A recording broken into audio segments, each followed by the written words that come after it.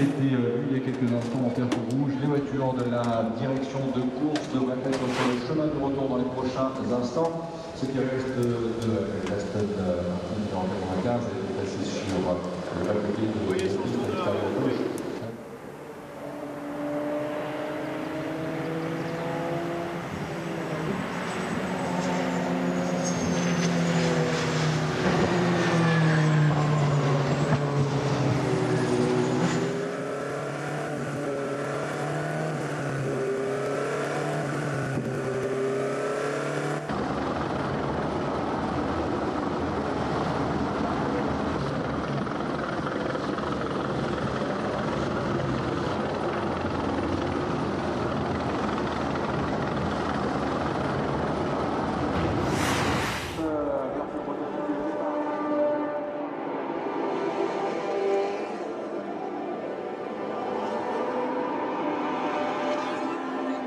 Welcome back to Le Mans as we are discussing what seems to be an electrical issue for Brendan Hartley in the Murphy's Prototypes car.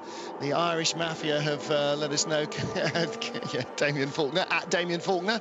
Unfortunately, they have already lost a lap. Under safety car conditions, within 15 minutes of the start of the 24 Hours of Le Mans this year, Alan Simonson is out of his Aston Martin.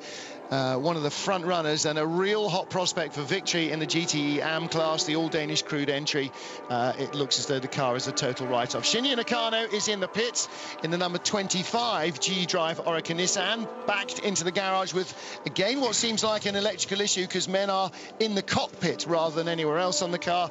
And the 81 8-star Ferrari we saw, they have done a driver change. Roy Aguas started, Vincenzo Potoliccio has got in, and Miguel Rodriguez has just left the pits in the 70 Aston Martin, started by Philippe Dumas. Brendan Hartley has lost a couple of laps.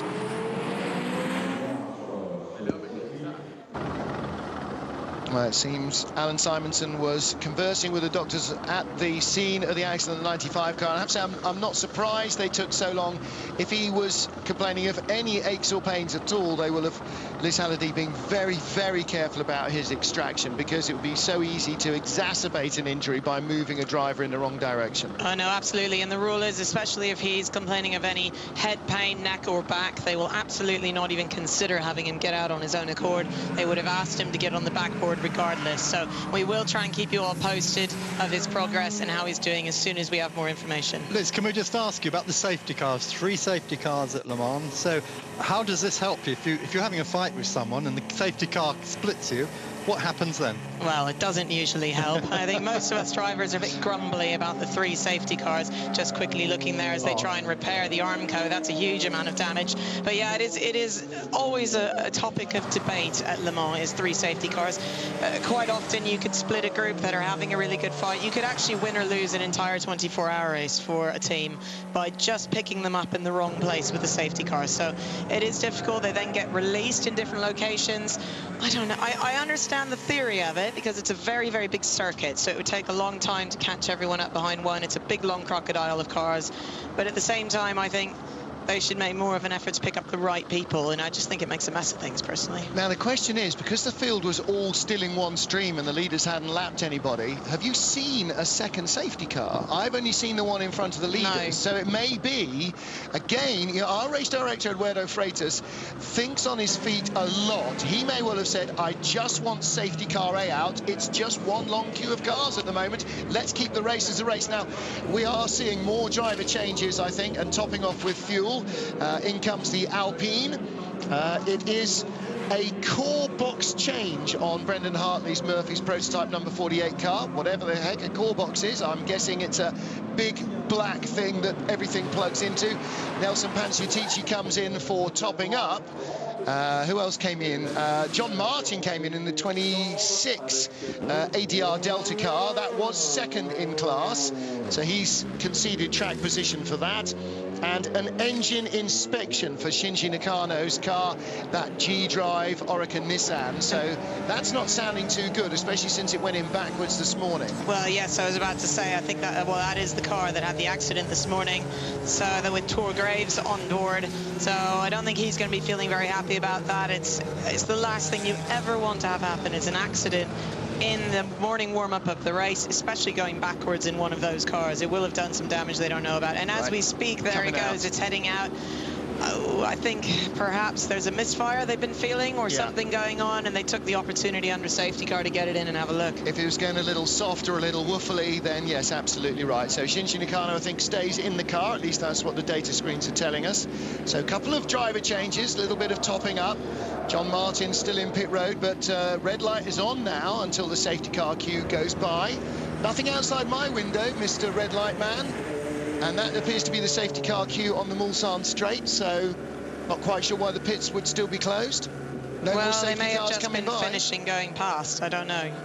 With where they were, they may have just been going by, I'm not sure. Although not on our cameras, obviously. Yeah, so the invisible safety car queue. Jan Mardenborough, the onboard camera there, you can see the young man from Cardiff area of South Wales. 2 years ago, he was the Nissan GT Academy winner, raced in British GT last year very successfully, in with a chance of the championship until the very final race, and a winner in by the hair of a breadth of a hair even at Brands Hatch last year, now racing in Formula 3 European. That's a Silverstone hair at Brands Hatch. Out at first chicane, green at Arnage, and you have to wait until you've crossed the line and got the green flag at Arnage before overtaking. Okay, I think that says to us there are more than one safety car out, because as we've heard from them, they're letting the green go at Arnage, and that would be one of the positions where the safety car would exit the circuit.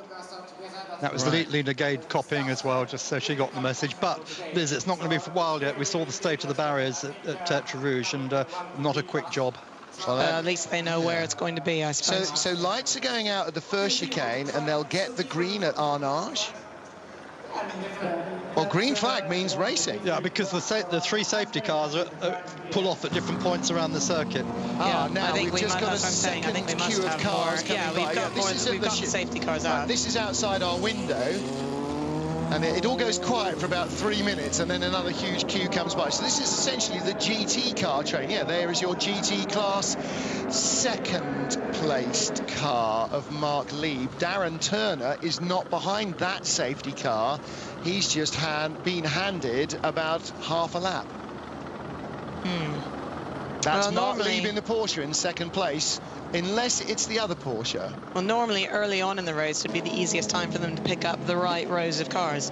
But then these are, this is the trouble. Those cars have gotten stuck waiting for the different crocodiles to go by. I'm not sure when they're going to let them off. Because the safety car was miles away. They've been sat there for 3 or 4 minutes. I'm afraid that's, I have to say, that's probably not quite the right understanding of the rules by the man with the red light. Confused is what we're getting at right now, so we don't really know what's going on. Can I imagine this happened last year, and they did give a lap back to 2 or 3 teams after this happened. So. That's right, yeah, you're very right. Again, if we're saying, I think they should have been released, then maybe they ought to be training the guys at the end of the pit lane better.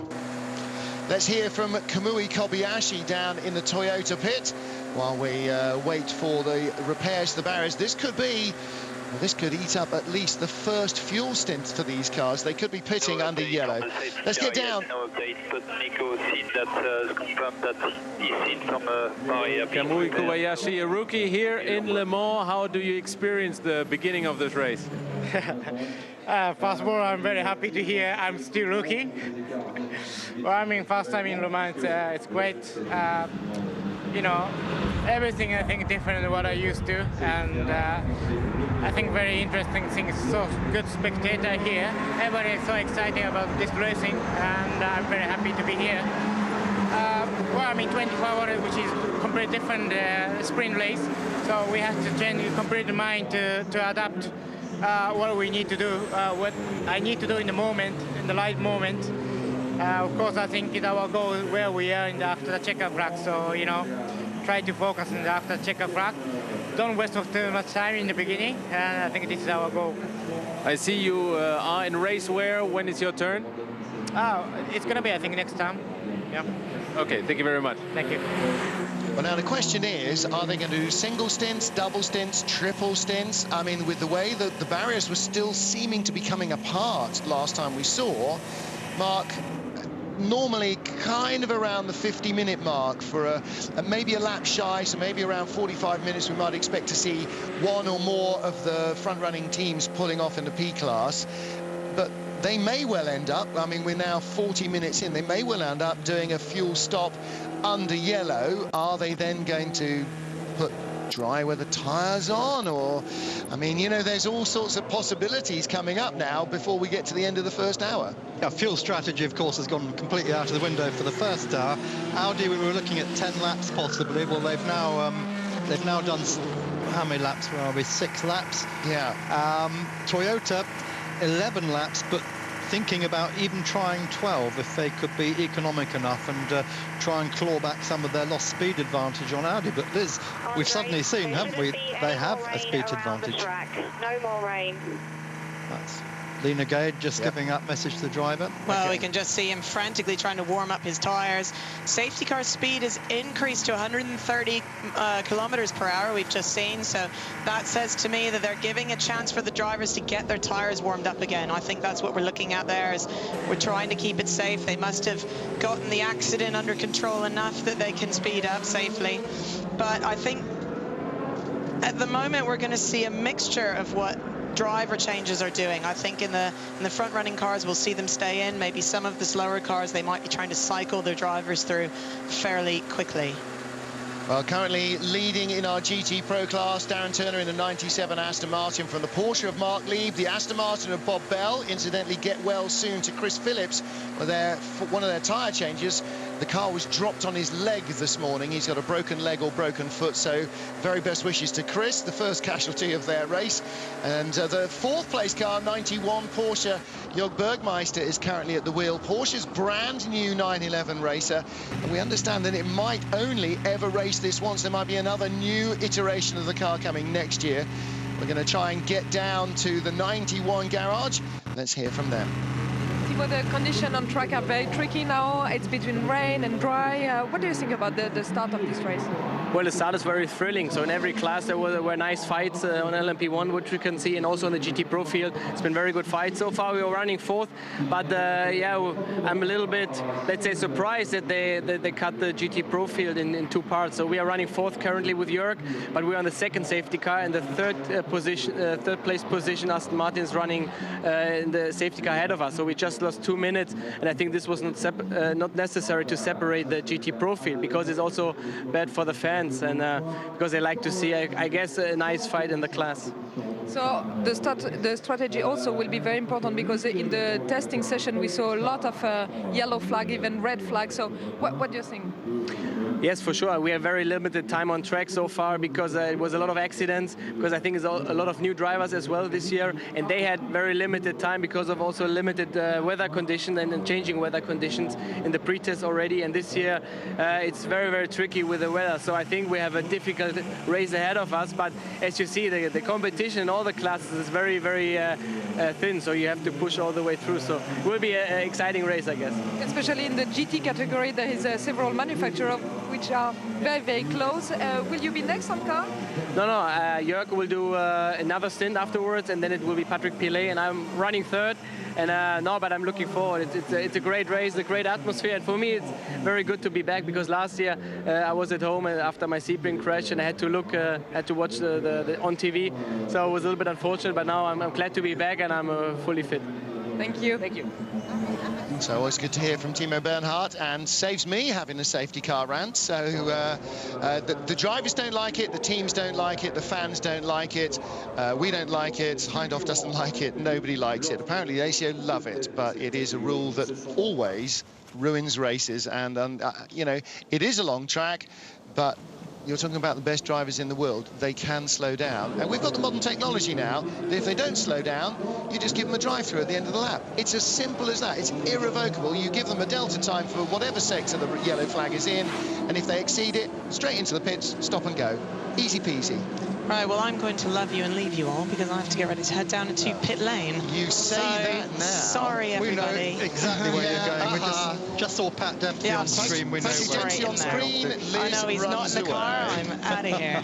There you go. Right, we'll get rid of Liz, and we'll get rid of another commercial break in a couple of moments, and then we will return. In fact, Dr. Dreamy's car comes down pit road. Liz, we'll see you back here at 6 o'clock, but well, we'll hear you back here at 6 o'clock, but we'll see you on the screen before then. Driver change as out gets Paolo Roberti and in gets, I was going to say Mark Lieb, but it's not Mark Lieb. So, it's Joe Foster, change of driver in the Felbermeyer Proton car.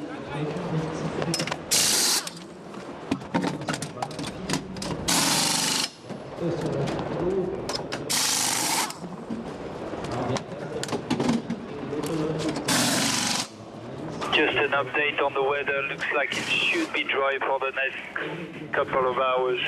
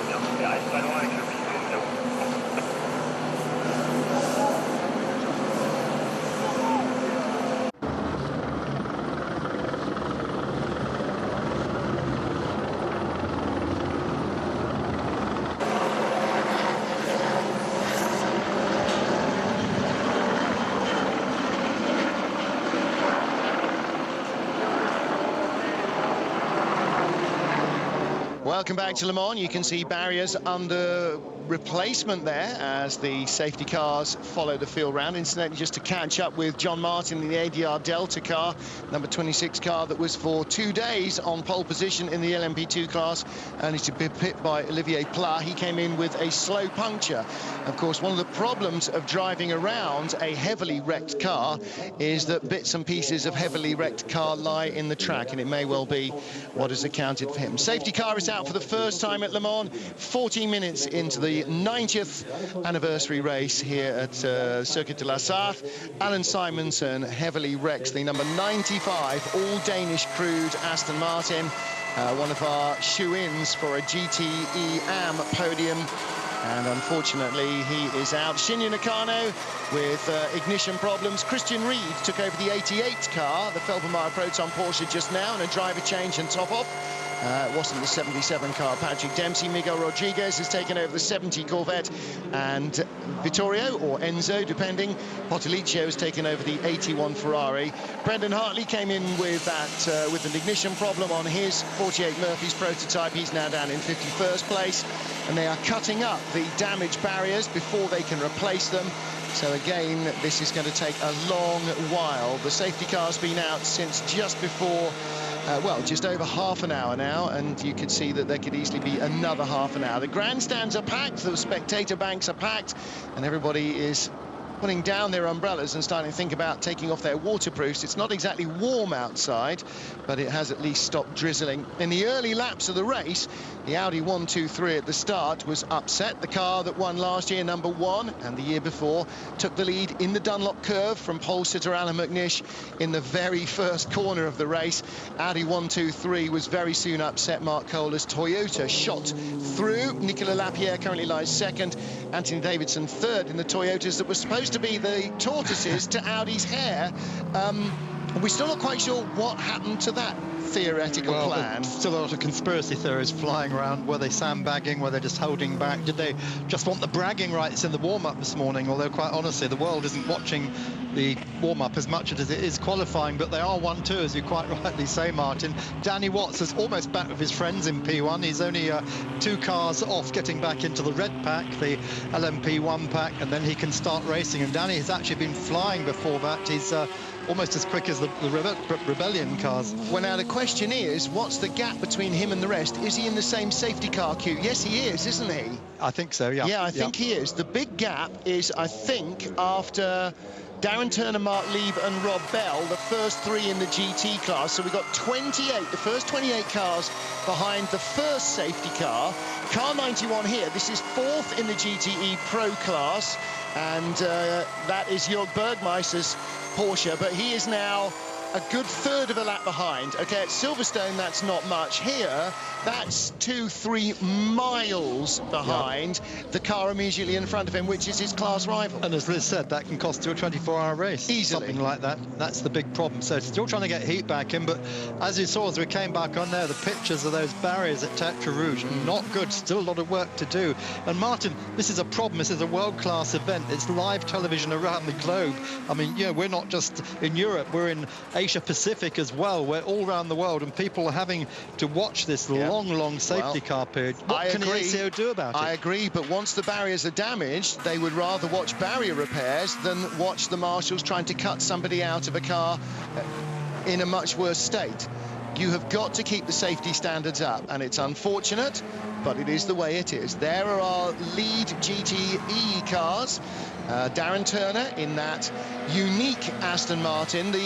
A fan designed that livery. It was chosen by Aston Martin Racing as their art car livery. And the idea of the dark to light blue, that's the day to night and back again theme of Le Mans. There is the very sad sight of the 95 car, one of the crew with it there. It will not go back to the garage. It will be in Parc Fermé until all the rest of the field join it at various stages, and then finally after 3 o'clock tomorrow afternoon. So I'm afraid that's the end of that car. All we can hope for is that Alan Simonson gets out of it completely unscathed. We heard he was talking to the doctors. Yeah.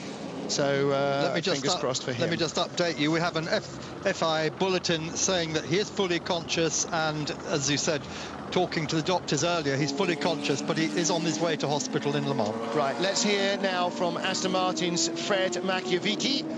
He was the man who sat on pole for Ferrari last year and put Aston on pole You're running in 3 at the moment in P3, but the GT field is split up. Does that have any changes for your strategy? Yes, but we have now a big gap to compare the first car, because with the safety car, the 3 first car are really on the front. We are really disappointed for the car number 98, because we are a big family, Aston Martin Racing, and we have not information for this moment for Alan, but we hope so that everything is okay.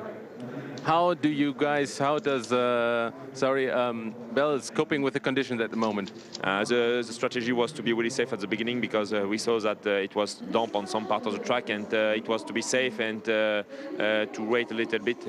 When we will have a really stable condition at this moment, we will try to push really. When do you go into the car? In second driver, that's why probably around, if we arrive to the triple stint, probably around 6 o'clock. Okay, thank you very much. Of course, Mark Cole, the triple stint will last much longer than expected, because they will be saving so much fuel, running at only 130 rather than 330 kilometers an hour behind the safety car. So everybody will be in parsimonious fuel-saving mode. Well, delighted to say that our Eurosport crew is joined again this year by GT ace Damien Faulkner. Damien, they switched from the onboard to showing you when you went through Ted Rouge. What did it look like? It looks like they some time. I don't know what they're doing. The bottom part of the rail is messed up, so it doesn't look like they changed that one yet. I don't know if they want to keep that piece or not. Copy, understood. Lena, you ought to watch the pictures, not on Audi TV, which is only focusing on the Audis, but on the world feed. We can clearly see still a lot of work to be done, and Andre Locher there relating that to Lena Gage. And Damien, all the build-up. A lot of these crews have been here for 3 weeks, test weekend, and then through scrutineering, practice, qualifying, they're getting into the race. You barely even got started and somebody's tied their shoelaces together. You know, what's the frustration about sitting in a long safety car queue like this? Well, thanks, Martin, for the introduction. It's great to be back. Missed out last year because I had a test in the USA at around this time, so it's great to be back in the booth. Thank you. Yeah, well, you know, it's all sort of tension before the start, and then, of course, we had a fantastic couple of laps, and now I think they're just eager to get racing, you know. Yellow flags are just part of endurance racing, unfortunately, with incidents. We hope Alan Simonson is okay. But what about the adrenaline element? You've got the adrenaline at the start. Suddenly, boom! You're sitting there. How do you get it back again? I don't know. I don't really know. I've never really felt adrenaline, to be honest. I think adrenaline is something that you may experience when you're out of control, but I think when you're in control, and you may laugh, but I think as we get another shot of that Aston Martin, God, that was a heavy. That is an adrenaline moment. That's where the adrenaline suddenly sinks. But I mean, the adrenaline is what allows you to focus so intensely on what you're doing, that's what allows you to drive these cars. It enhances your reaction, it enhances your sensitivity to allow you to feel that the car is going to do something before it actually happens. It just makes you so alive, and that's what everybody gets when they're driving these cars. It's not frantic excitement, but it's that intensity, that intense focus that you've got to have to survive in these things. Well, you know, we're trained to do this. I mean, that's what we practice at, and certainly your mind wants to be one step ahead of where your body is. Or in this weather too. Well, yeah, you know, but your focus has always got to be ahead, and you've got to focus on the apexes, and so by the time you you physically get there in the machine you're driving, all of your limb movements are much more fluid, and they're doing it automatically rather than sort of, you know. Damien, I think one of the other first things, just to congratulate you. Hold your hand up. He's got the ring on. Yay. Ladies, it's too late. You married Lauren a month ago. I've been snared. Well done. She's in Dublin watching this afternoon, I hope. I'm not sure she's watching now, but she's going out. She's been invited out for a nice dinner tonight. So but I imagine she probably watched the Lions squeak home narrowly against Australia and then went to the hairdressers. That would seem like a proper wife's morning out. Well, when I said I'd text you with the time that I'm on. She said I'm out tonight. So all right. I'm not even going to watch me. Don't bother. I don't need to do that anymore. I've got you. Around my little finger here, by the looks of it. Just tell us about your own racing at the moment. What's happening? Mark, it's all going very well. I just spoke to Kevin Buckler this morning. Actually, he's here in Le Mans. Kevin Buckler of TRG Racing, that I race for in the American Le Mans Series. We're racing in the GTC category in a Porsche together with Ben Keating from the Port Lavaca Auto Group. Ben is a fantastic amateur. One of the more, speaking of being focused, he's fantastic. Really well focused, and a fantastic driver and a great teammate. So we're having a bit of a tough start to the year. You could probably liken it to McLaren, I suppose. And so we're hoping we're back on track in 2 weeks' time. And of course, TRG, the Racers Group, the only Porsche GT team to ever have won Daytona 24 Hours outright. That was something, wasn't it? You can never take that away from them. Yeah. You're in a perfect position, of course, to tell us what's going to happen next year with United Sports Car Racing. Well, I think, I've been speaking to a few people up and down the pit lane this morning from Europeans that want to participate in the category, both as teams and drivers, and Americans obviously as well. So it's a little bit up in the air as to sort of the clarifications regarding rules and stuff like that, but it sounds really exciting, and I hope that I'm part of it, that's for sure. Well, Scott Atherton and Scott Elkins, who are respectively in charge of IMSA, LMS and Grand Am, are both here for the manufacturers' meetings. There's meetings this morning, there's also big meetings Tuesday and Wednesday to try and come up with a closer identification of the rules. I mean, essentially when you meld two series with different sets of rules, Damien, each of them has got a lot of investment, a lot of teams with a lot of kit, and loyalty to the two different series. And there's only one rule with this: disenfranchise as few people as possible. You've got lots of loyal customers, try and keep them. Try and make sure that whatever rules you get are as close to each set, somewhere in the middle. With your Venn diagram, make as much of an overlap circle in the middle as you can, and don't count everybody out, because sports car racing can't afford to lose friends, and we need every car we can get. Yeah, no, I agree, but what's happening is very exciting, because you've got essentially the France family who's going to have obviously involved in the merger, and the connections they have with obviously they own NASCAR, and they have a lot of pull on TV in America, so it'll be very exciting I think for the future. And I think probably the TV will even be more enhanced, so I think you're going to get a lot of teams that are actually going to want to be part of it in any guys, you know. No need to whisper, Mark, we're on television. Yeah, the 1 hour mark, Martin. We just hit 1 hour, looking at the standings. And there's only 23 hours to go. Yeah, only 23 to go, and we're just getting the message up. Broken the back of it already. We're getting the message up on screen. We're on the last lap of the safety car, so we're about to go racing again. Yes, we are. And unfortunately, especially in the GTE Pro battle, the safety car break is behind the third place car in the GTE Pro, so 27th place, yes, of Bob Bell. Yeah. Jörg Bergmeister further back, leading the AM class, the 77 Felbermeyer Proton Porsche. No, that's the Dempsey Del Piero Proton Porsche. Pat Long in the wheel there,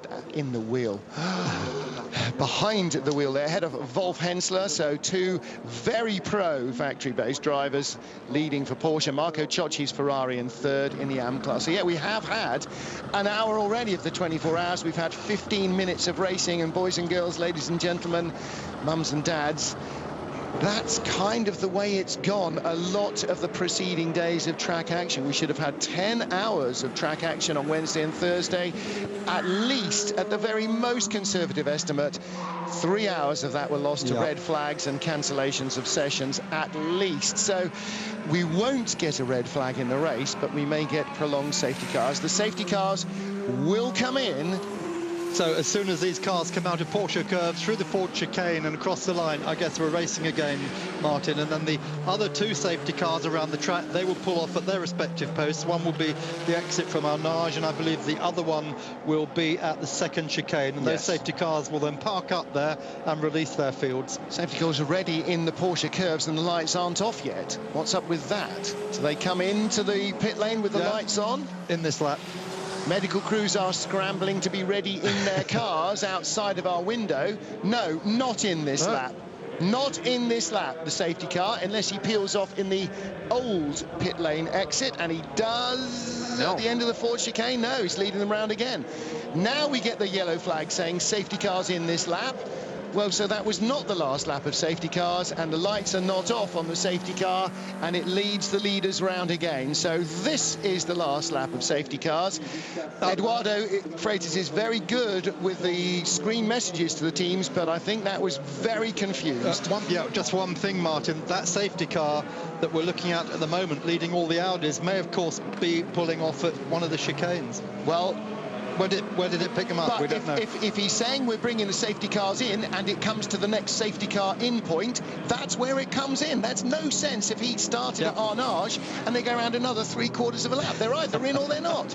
And the question is, all we've seen is the leader's safety car. Where are the other two? Have they pulled off? Are the rest of the field racing? Damien's keeping well out of this one. Yeah, sorry.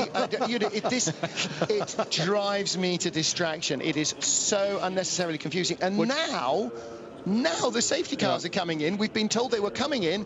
Cars are pitting. What's going on with that? So would Eduardo Freitas please come to the Eurosport commentary box immediately?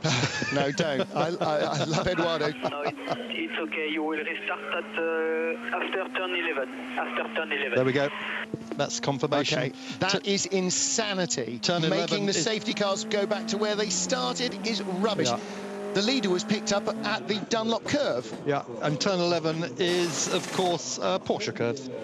So the leader was picked up by that safety car, which came out of the exit of the pit road. Why has that not gone back into the pit road? Why is he going meandering off around the countryside? It's not his benefit. Come on. Tyre change for the Oak Racing number 45, their art car, and that keeps its driver on board. Jacques Nicolet. Did Jacques Nicolet start that? Yeah, he did. Well, he owns the team. Fair enough, I suppose. Can't argue with that, really. And who else was in front? Meyer in the other Morgan, the 43 car. So they topped off and changed tyres, so they're good to go maybe for a double stint now. Hugues de Schonack, the boss of Orica, and the man who is responsible for the operational side of the Toyota team, at least, let's say, i.e. it's his men who are getting grubby. Damien's going for all sorts of exciting bits and pieces now. He's hacked to pieces Toyota. There's the 6 men that managed Toyota. 3 of them are Dutch.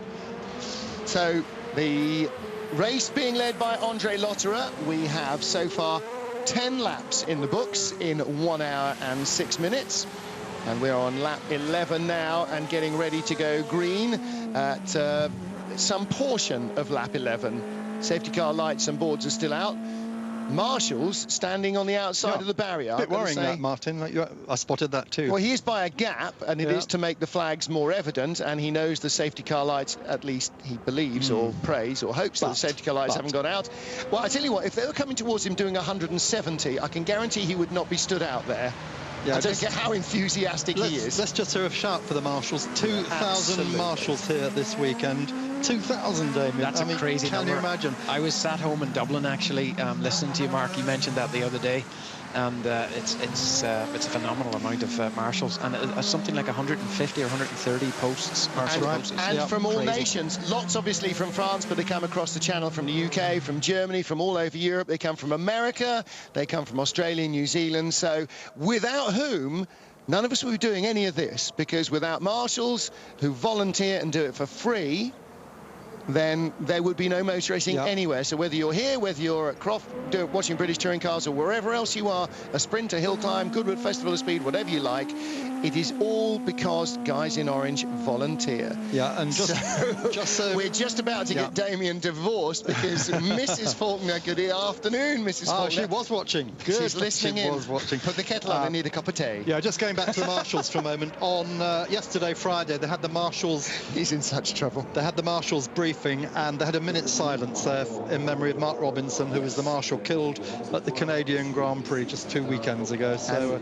and one of our friends who is down at post 106, Steve, at Legless Marshall. He was involved in another marshalling accident at Goodwood, was hit by a Formula 1 car. He lost a leg and is still marshalling, and still one of the keenest motorsport fans you will ever see. And lights are off. Lights are off on the safety car on the run down to Indianapolis. So he's going to pull off into the escape area Arnage, get out of the way, and now Andre Lotterer, he's got 2 monitors showing him the road in front, only 1 showing him the road behind.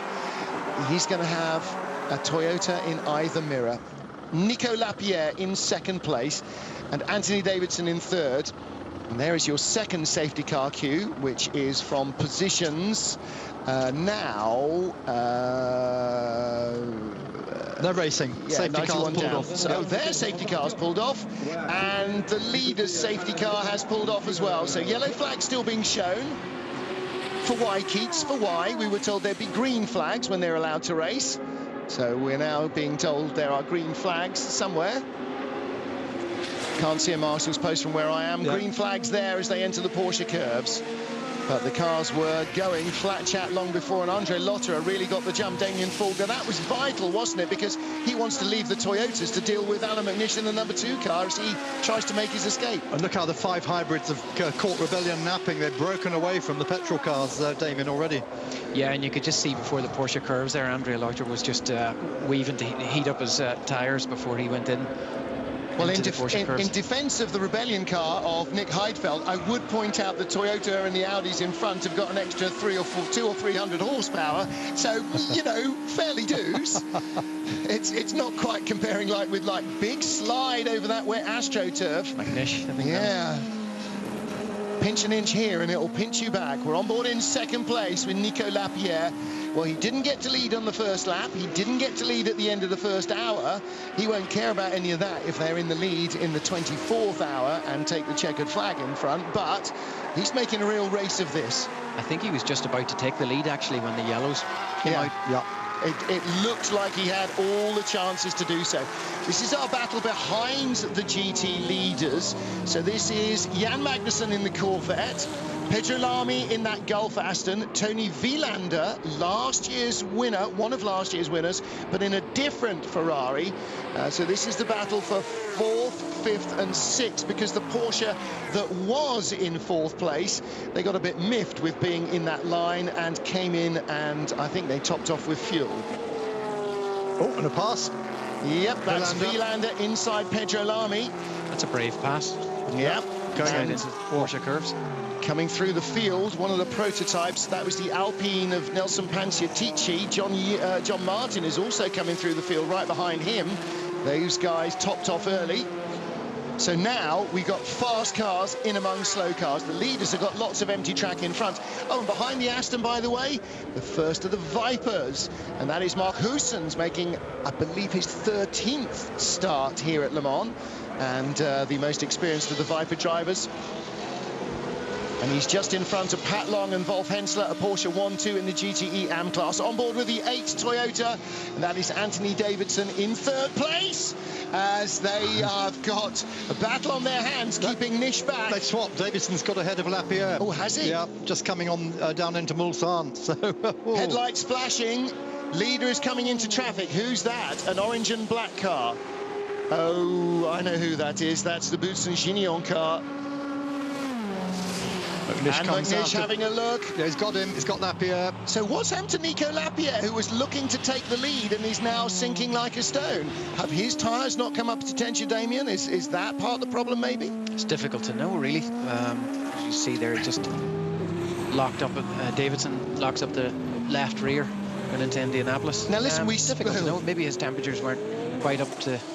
We speculated right at the start, as they're now catching the 70 Corvette that changed drivers earlier on in the GT AM class. We speculated at the start maybe they had gone on a slightly different tyre.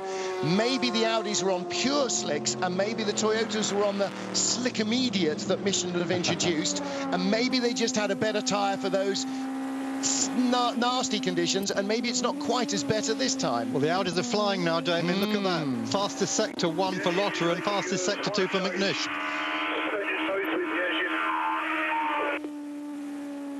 Well, I'm sorry, I didn't understand a word of that. I don't think it was scrambled. I think it was just... Japanese? No, that was Nico Lapierre, and I think he was complaining about something. And so, in that battle at the beginning, when it was greasy, and the Audis weren't running away and the Toyotas were all over them, was that a tyre deal? Did Audi go on a pure slick? Did Toyota go on Michelin's super soft, ungrooved intermediate? And is Lapierre now paying the penalty? I think Audi did definitely go on a because we just heard from Trullier during the yellow just there on another broadcast. You can say Radio Le Mans. He said Radio Le Mans.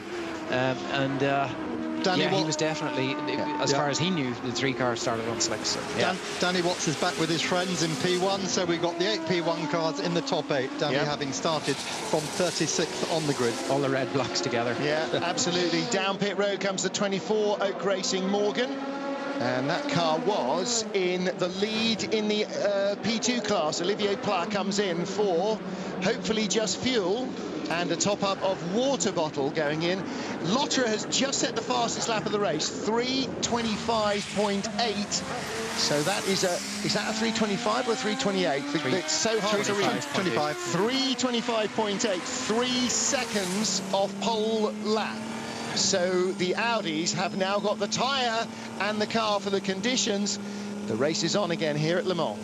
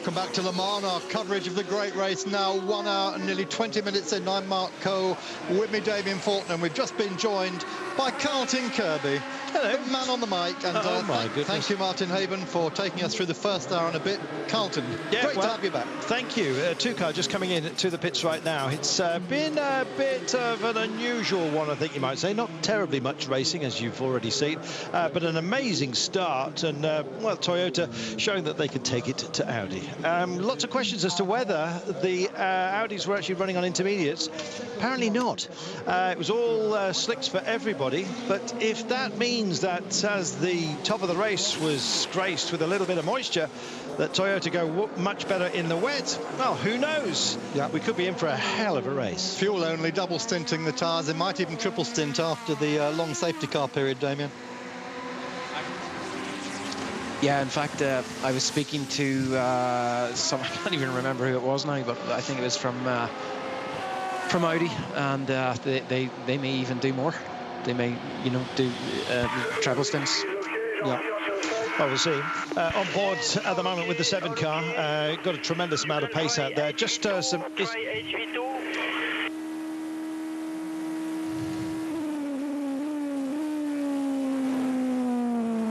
Oh, sorry about that. I was just crossing over.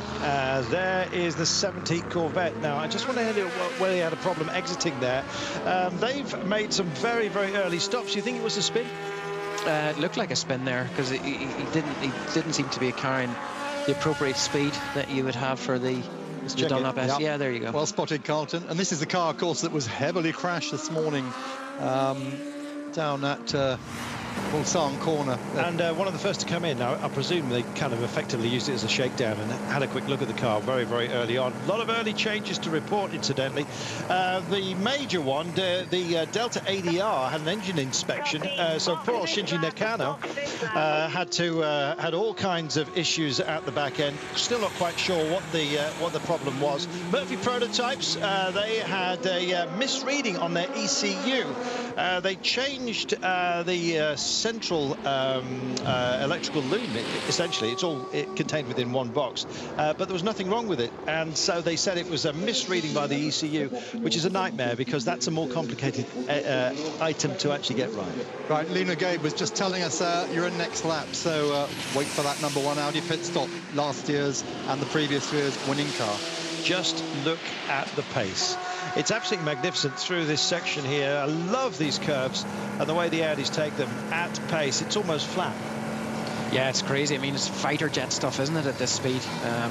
Albeit it's on the ground. But, I mean, they just look like they're on rails, and it looks incredibly exciting from here. Well, and this is the attacking the pits, as they say.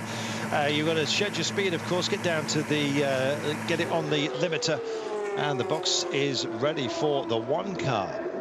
So, Mark, so far we haven't really had that. We've had plenty of lowlights, not too many highlights apart from the first sort of 10, 12 minutes. It's been more than dramatic. This kind of throws strategy absolutely up into the air, doesn't it? Yeah, the fuel strategy has gone out the window now. They'll gradually claw it back over the next 6 hours or so and then get back on spec. But of course, what they're doing, Audi, making sure they don't stop all 3 cars at the same time. They've made that mistake, so have other teams in the past. Just get the cars serviced one at a time as you can. This gives Toyota the lead, and Davison now out front. But how long before they stop, Damien? Yeah, well, I mean, I was reading various reports that mean that they've been given 3 more litres of fuel. I know there was I think a report on, I think it was Autosport, I read it, or somewhere, forgive me if it wasn't, that they might get 2 more laps, but I heard someone saying, well, 3 litres won't even get you 1 lap. Exactly. So I don't know why people were confused by that, but that's the million-dollar question, how far they can go more than Audi. And it's all the petrol cars who got 3 litres in LMP1. We noticed Nick Heidfeld's also in the pits at the moment, so he's made the stop too. That was a bit exciting, trying to get around the outside of the Chrome racing.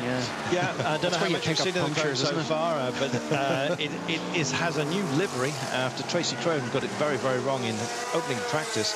They had a new car delivered. Unfortunately, it came black. And the only body panels that were salvable were the lower section, so it has a black roof. So when you buy your mini champs, that's what it's going to look like if it's correct. Toyota just plying its way through the traffic right now, and the 8 car looking very, very good and sturdy in the hands of Anthony Davidson. He is a pocket rocket, and he's out there and doing a good job. It's 1 and 2 Toyota at the moment. We're talking about fuel, we're talking about longevity. They think they can go 13 laps. Well, we're on what lap? What are we on? Lap 14? Yeah, but forget albeit that. we've had safety cars. Yeah, forget that. I mean, for more in than racing conditions. Who are you saying 13 laps? Toyota. No, might be 11. Try and get 12, but 11. Audi 10, Toyota 11. They might squeeze 12. We've had this debate earlier. Well, I think you read that report I was reading. No. I've actually heard it out of their mouths. Well, you're dropping it all in front. You're dropping us all in it. Well, there we are. They think, Mark, they can make 13. Anthony Davidson is on an absolute flyer, but he's got to be so careful. Remember last year, Pier Giuseppe Pedazzina down at the first chicane and trying to pass one of those Ferraris tangled, and that ended his race. And Anthony's a racer, Damien, but he is really threading the needle, isn't he? Yeah, and you know, just when he wants to put down some quick laps, when the car is, you know, obviously pretty light with fuel, he encounters a lot of traffic, and you know, it's not ideal, but that's part of endurance racing. What he's caught up is the second safety car train that was principally GTs. Of course, yeah. There's nothing he can do about that, but as we just see the Toyota mechanics getting ready for a stop, so what does that tell us? Nick Lapierre will be coming in. Well, sorry to have ruined your fuel strategy story, but Toyota were being interviewed by our friends on Radio Le Mans and reckon that they can make 13 laps. So we will see. If it does pan out like that, they've got this kind of pace, that bodes for some very close racing out there. And just look at the way they're carving through traffic here as they go by the Matmut, which also had its incidents in qualification. And in he comes. Flying past our commentary position in just a few moments' time. A start-finish straight for others, and the 7 car attacks the speeding. The speed gun, and in he comes, sheds the speed beautifully. We stay on board with the 8 car as he heads up towards Dunlop, and in he comes. Now this is going to be crucial. You'll start your counting now. Full racing conditions. Let's see how much goes on and what changes are made. No driver change, double stinting. Nice clean-up job. Fuel goes in. Everything else seems to be in a happy place, Mark. And it's important we make a note of this lap now. Then we will know what Toyota's doing at the end when they next come in. So this is on lap 15 of the race. Ant Davidson carrying huge speed as he's going through, but unfortunately his lap really blocked a 3:33 last time because of all that traffic he had to work through, all the GTs that had been in the other pace car train before they were released. And comes Danny Watts right in front of him. Oh, and he can only just get out. That was so close. Well, shorter vehicle, they've got the room to do it. The Audi's having to park at an angle when they come into their pit stops, and away he goes. Look at this, charging down a Corvette. We were talking about closing speeds earlier on, Damien, and it is almost frightening, particularly at night when you're in a GT car and you see one of these guys hoving into your wing mirror's view. Yeah, it is. And for the listeners, of course, who don't know, the GT cars and the LMP cars have different colors of headlights. With the LMP cars have a white headlights or clear headlights, and then there's a yellow like tape over the GT cars to distinguish, to help distinguish the closing speeds.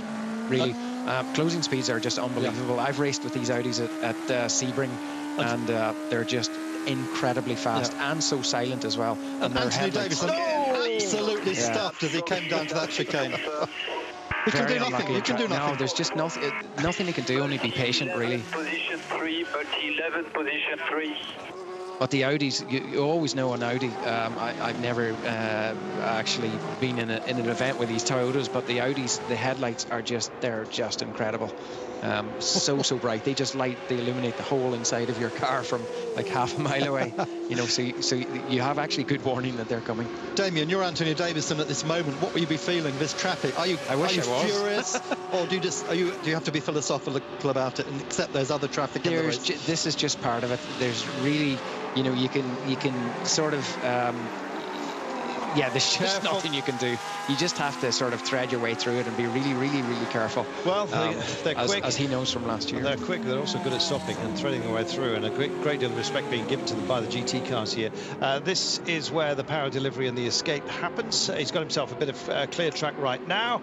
Still no hospital report, unfortunately, on our earlier incident, but I understand that the driver is okay. He's conscious. That's the good. FI position at the moment. Do we know what happened to Aston Martin? Still not clear as to whether it was a component failure which caused the incident or whether it was driver error, and nobody's just talking about that just for the time being. Perhaps even from another car. Well.